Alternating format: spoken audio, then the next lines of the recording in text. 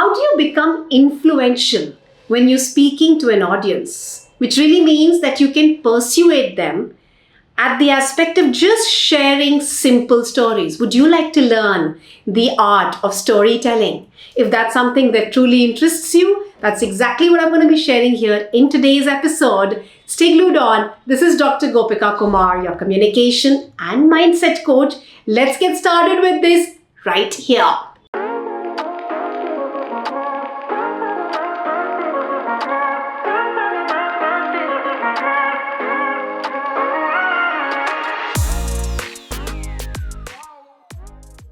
For anybody to really become influential and the persuasiveness that you need to create as a part of your style, we need to bring in what we call is the art of storytelling.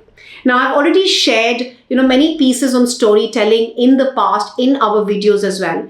Today, we're going to be sharing 3 powerful stories, and you'll realize that you can create your own toolbox of stories for yourself. And you can then just vibrantly use them, be able to use them as much as you can. Always remember, the more you'll be able to use your stories, the more likelihood you have to be able to use them the next time as well. Okay, so let's get down to using 3 most powerful stories. And I'm going to first explain the concept of a story box. Now, how I remember and recall my stories at the right time is that I have a story box. And in this story box, for every little theme, I create a story. Now, for example, for this entire episode, we have created 3 different themes. I have created a theme on happiness, I have created a theme on positive attitude, and I've created a theme on marketing. 3 themes. Similarly, I have many such themes that I have stories on. And whenever you are speaking and delivering, you will realize that most of these soft skill stories, they fit in most of the situations.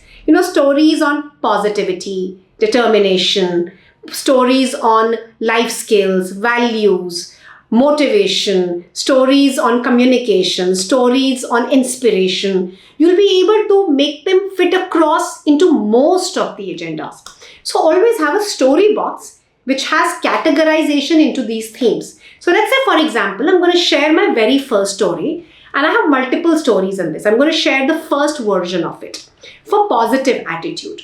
So for positive attitude, there's an interesting narration between 2 people who sell shoes and they belong to the same company. They are salesmen to the same company who manufactures shoes.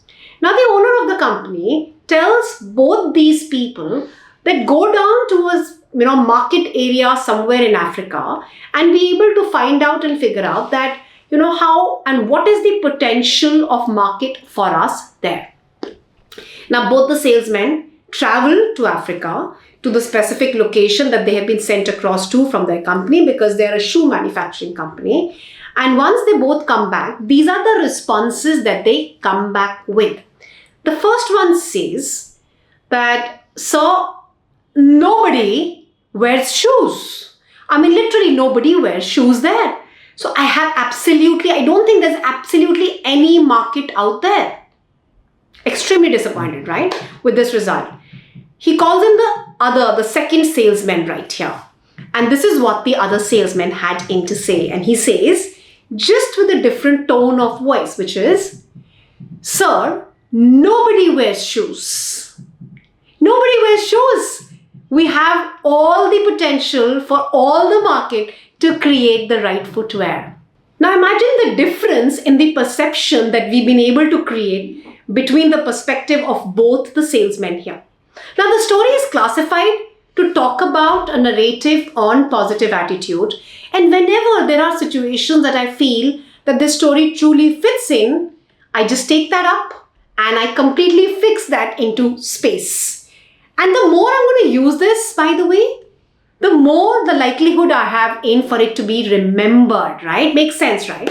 Now there's a second slot of the story. Now this is a second theme of the story. So whenever I have situations where I need to speak about happiness, this is a story that fits in most of the times. So here is how it really goes. So this is a story about Socrates. Socrates, who's a Greek philosopher. And a layman was really intrigued by his teachings. He goes up to Socrates and he asks him that, what is the true meaning of success in my life? I mean, I really want to understand that. And how do you really get that success? Socrates says that, all right, so are you willing to walk down with me down till the end of the river? I'm just going to take a walk. While I'm taking a walk with you, I'll also get an opportunity to explain this aspect to you as well. While he's, of course, doing the same, they're walking down, and Socrates and the layman who's walking down, they are having a conversation, and they reach the edge of the river. While they reach the edge of the river, they continue to walk in. While they continue to walk in, he realizes that why are we not stopping in? They continue to walk in, and when they reach literally in the middle where the water has gone up till their neck here, that man is just trying and stifling to find out why is it that we aren't really stopping. It's the time where Socrates puts his hand on the layman's head and ducks his head under the water. And that man is struggling for air to breathe.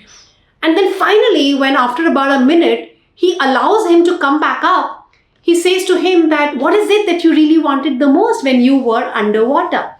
Now, this is what the person had in to say. And he said, of course, I needed air to breathe. I mean, that's exactly what I really needed to breathe. I mean, why did you do that to me?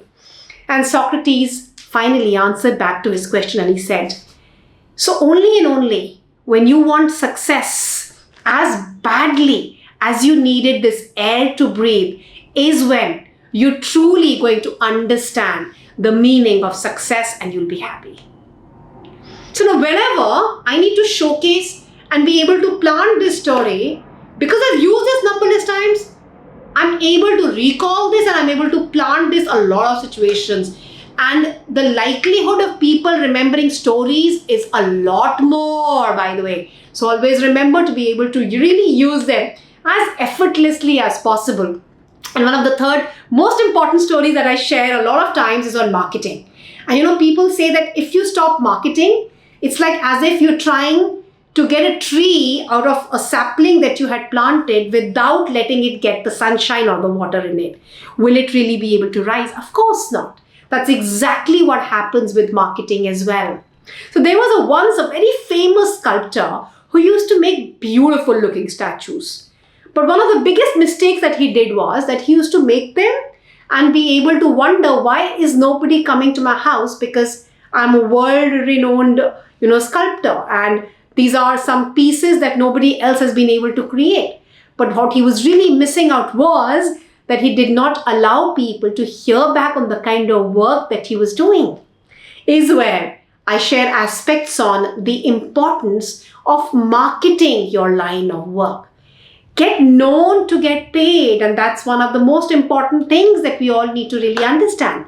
So did you all just realize in a couple of few minutes, we've been able to plant stories in our story box into different segments. Use them as effortlessly as you can for yourself, and you'll soon realize that you've been able to use the art of storytelling every now and then, and you'll be able to start creating that influence and start creating that persuasion with what you communicate and becoming more relatable with your audience henceforth.